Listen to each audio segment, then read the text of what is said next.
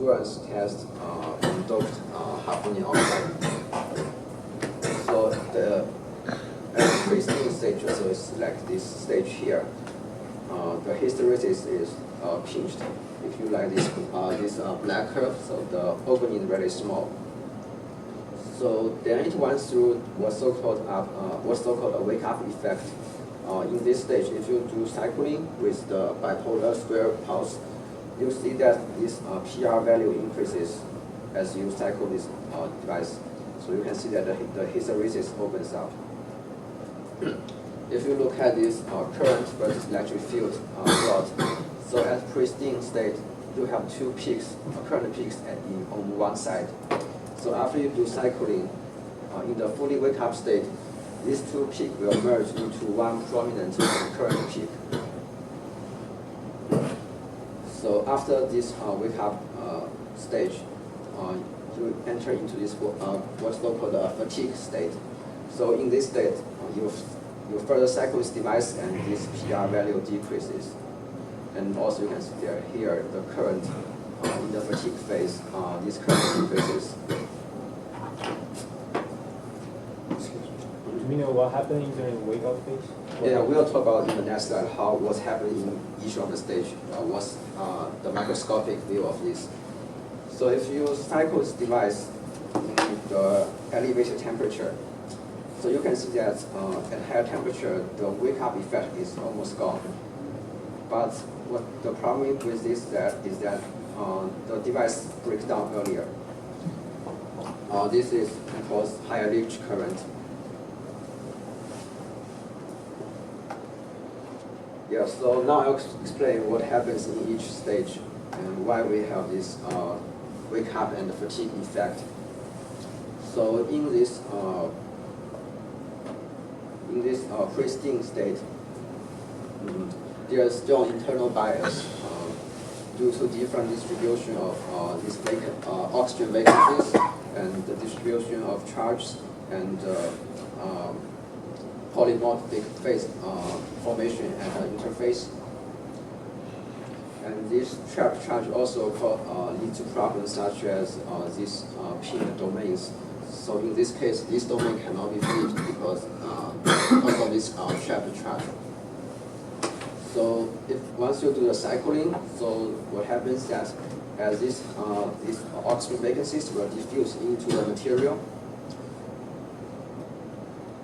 and also this trapped charge will also redistribute in the material. As a result,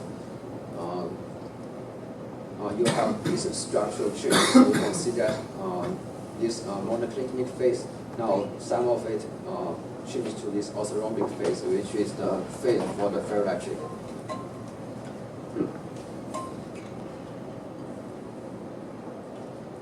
So if you further cycling this device, you enter this fatigue stage. So what happens in the fatigue stage is that you have oxygen vacancy formation. So the oxygen vacancy is generated inside the material, and also you have this charge injection, which leads to this domain pinning. So now these domains cannot be switched anymore. That's why your PR value decreases as you further cycle this device. So questions? Okay. So in this slide, I'm showing the endurance test versus polarization value for different dopants. So as you can see here, in terms of from the perspective of endurance, so this zirconium dope and the lanthanum dope gives the best number of endurance cycles. And this lanthanum dope is better than the zirconium doped one because it has a higher PR value. So this gadolinium material, it gives the highest PR value, but the endurance is pretty bad. So now I'll talk about devices, the memory application of this. So basically there are two types of ferroelectric memory. The first one is called FFET. So in the FEFET, you have this ferroelectric layer in the gate oxide stack. So the way this works is that depending on the polarization state of this FE layer, you can change the threshold voltage of this device.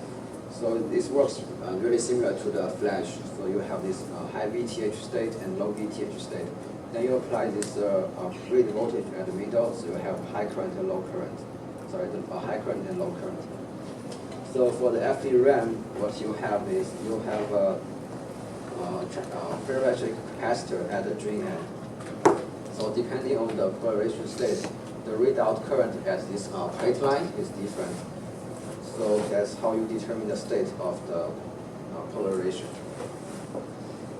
So this structure is very similar to the DRAM.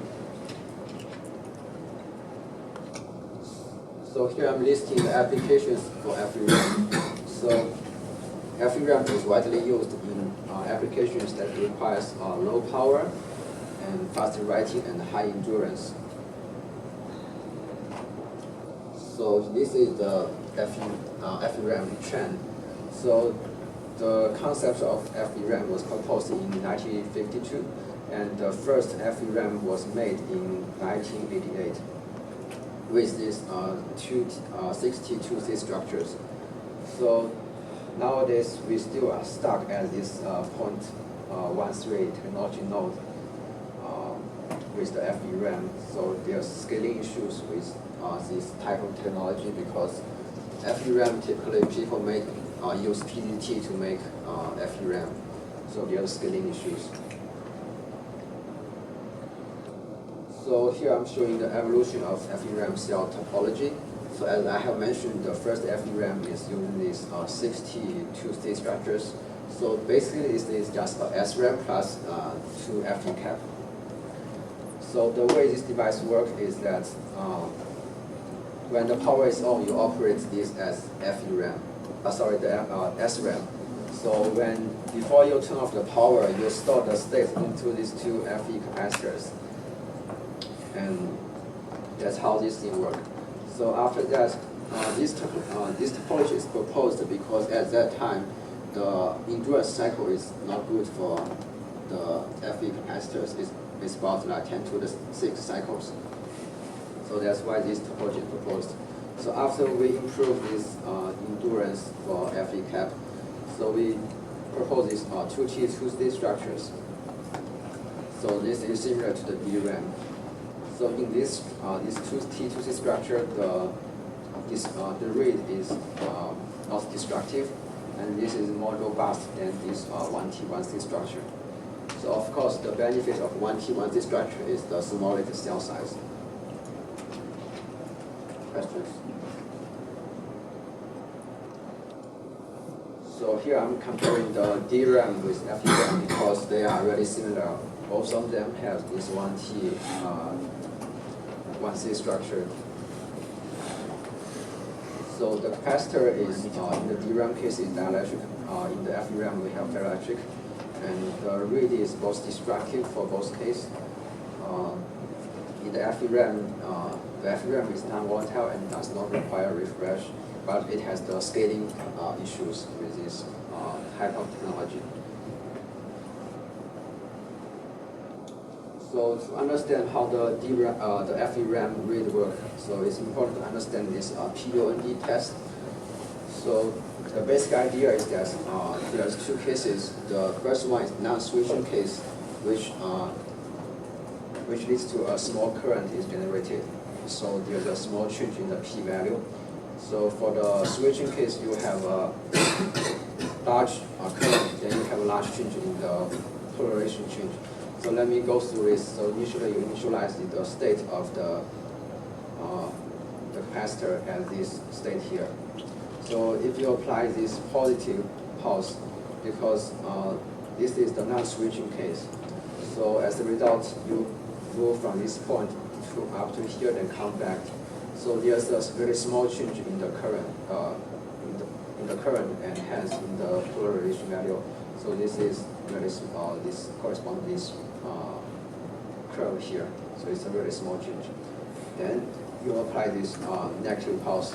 this corresponds to the switching case. So initially you are here, then you apply this negative pulse, you have a large current generated, and so there's a large change in the p-value. So if you apply another negative pulse,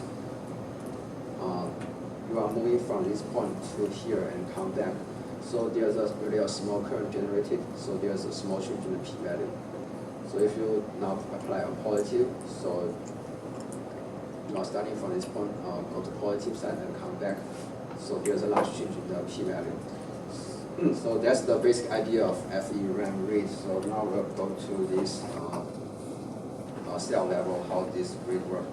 So to read data of 1, so you apply voltage at the word line. So this transistor is closed, is shorted. So the bit line is 0 volt. So then you apply a voltage at the plate line. So what happens is that this data 1 corresponds to the polarization is pointing downward. So if you apply a positive voltage at the plate line, so now the electric field is pointing upward. So this corresponds to the switching case. So you have a large current generated. As a result, this bit line voltage will increase over this reference voltage. So you know now this data is 1 in this read. So after that, we need to rewrite the data back to this cell.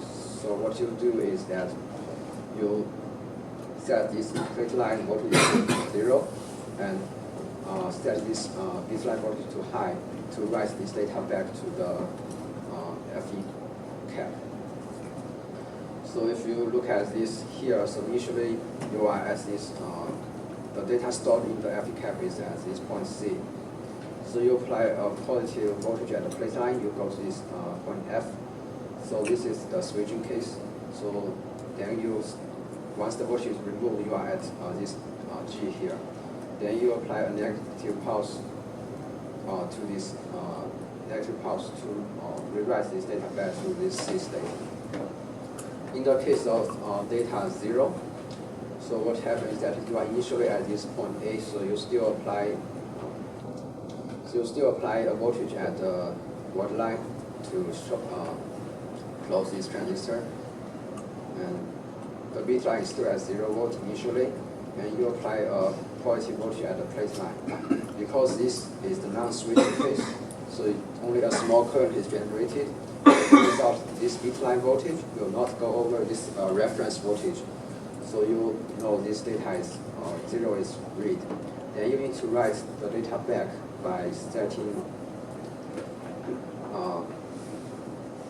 the bit line to 0 and the positive voltage at the plate line. So if you compare with the DRAM case, in the DRAM case, this bit line is pre-charged to half the VDD.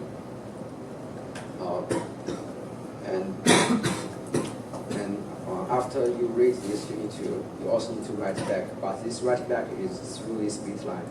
So in the case of FERAM, the rewrite process is through this bit line or the plate line, depending on the data stored in the ferroelectric capacitor.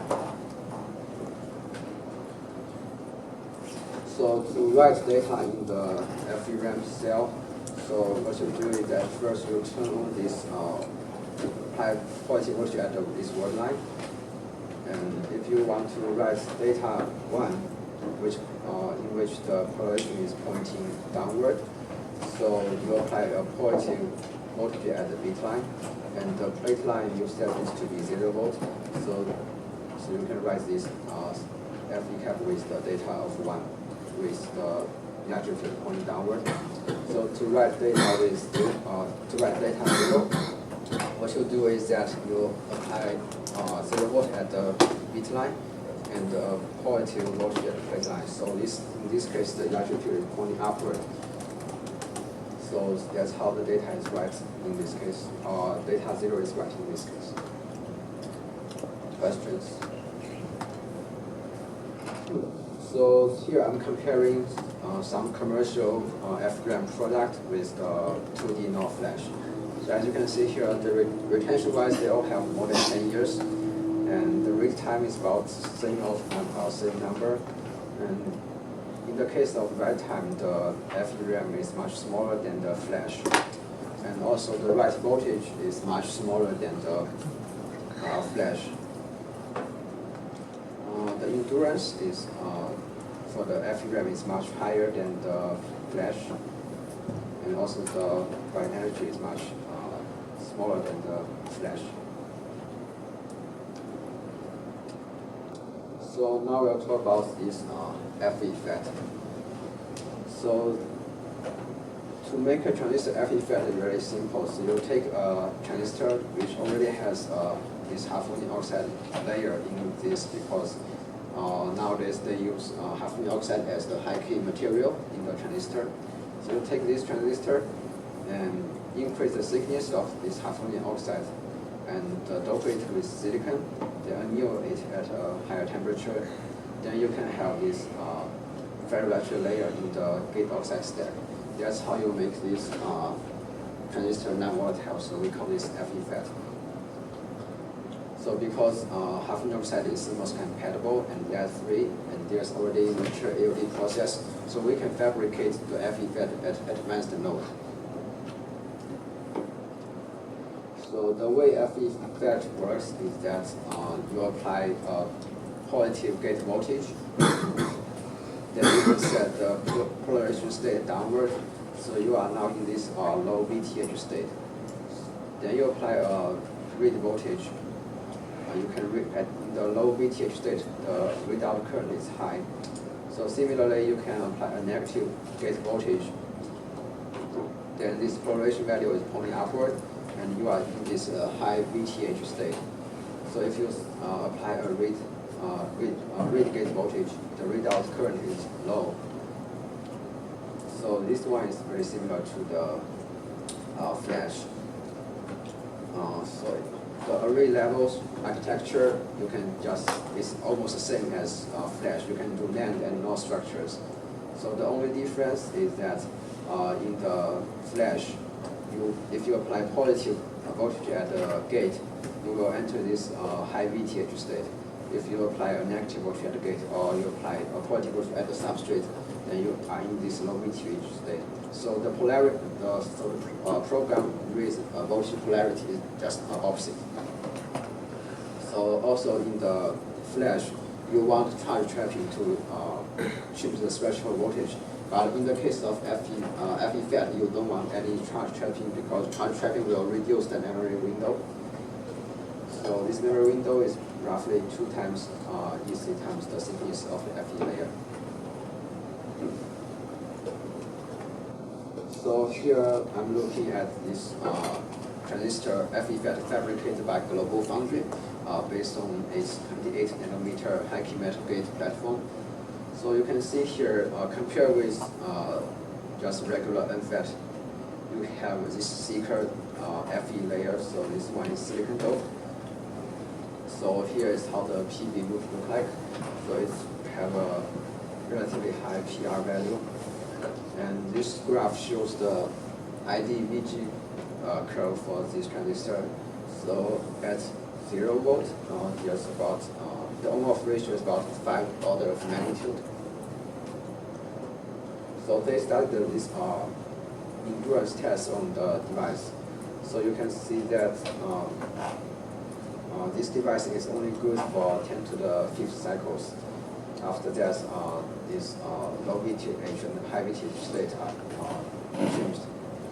So they also started the retention at elevated temperature. So after 7 days, there's still good.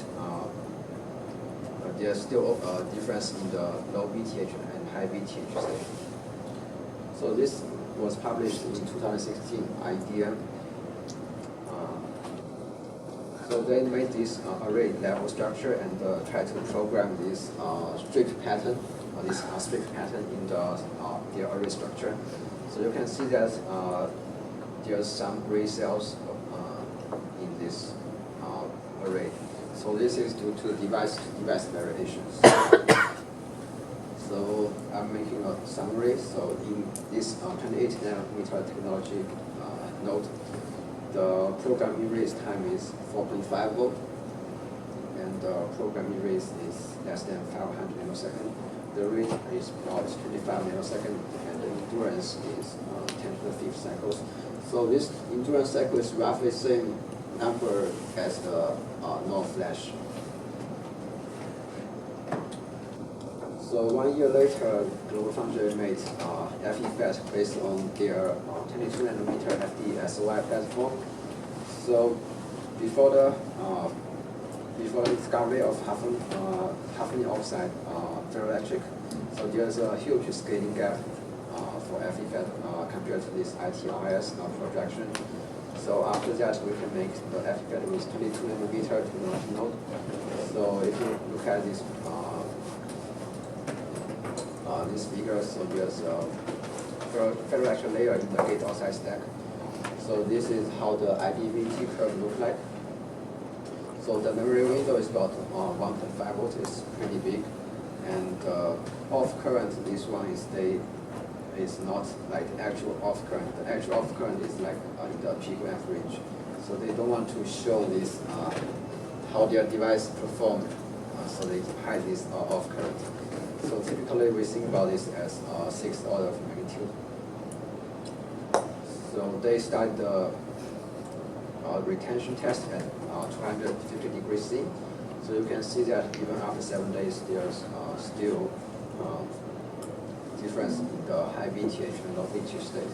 And also note that most of the degradation occurs in the first 10 minutes. So after that, the change is really small. So they make this FEFET test chip and try to program this one. First one is the cross-track pattern, and then second one they try to write the FEFET inside their test chip.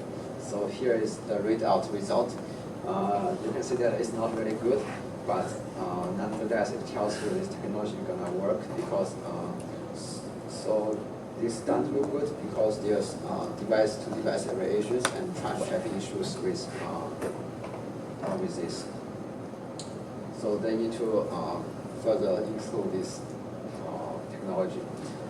So in summary, so they at 22 nanometer, so the program erase time voltage is 4.2 volt, and the program erase time is 10 nanosecond. The read time is 50 nanosecond, and the endurance is still 10 to the 5th cycles. As you can see here, at 10 to the 5th cycles, the difference is very small already.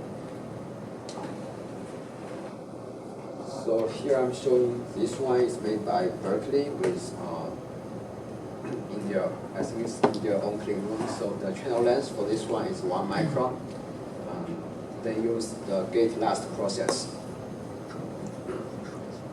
The number of program erase cycles is 10 to the 7th. So still there's almost no degradations. If you look at this IDVT curve, so the black curve is before the cycling, and the blue one is after 10 to the 7th cycling. So you can see that there's almost no change. So they also studied this retention test at different temperature. So based on this projection line, it should last for 10 years. So now I'll talk about issues with ferroelectrics.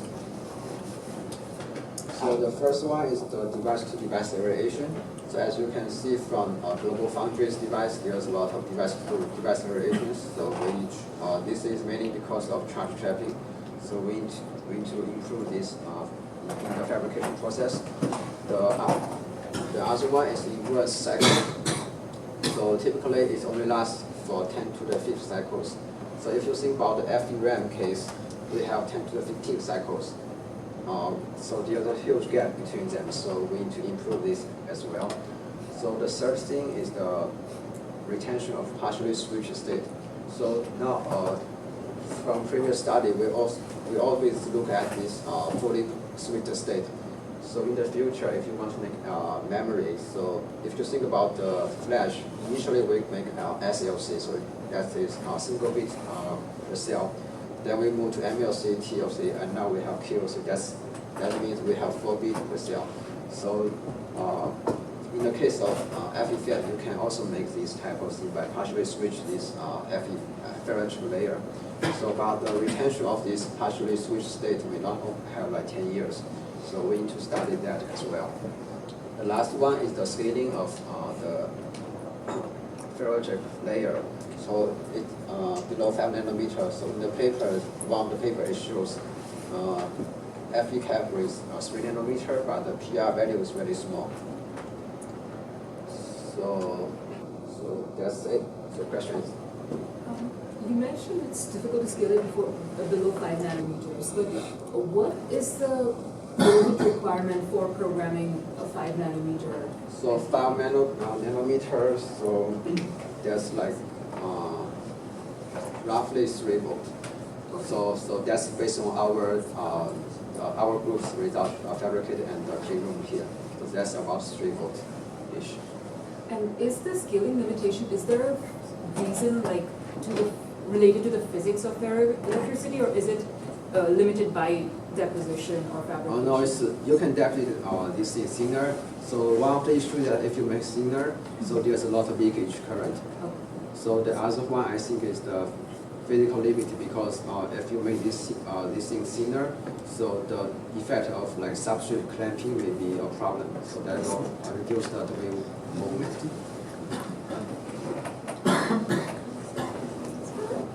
So I think if there's no more questions, we can end earlier.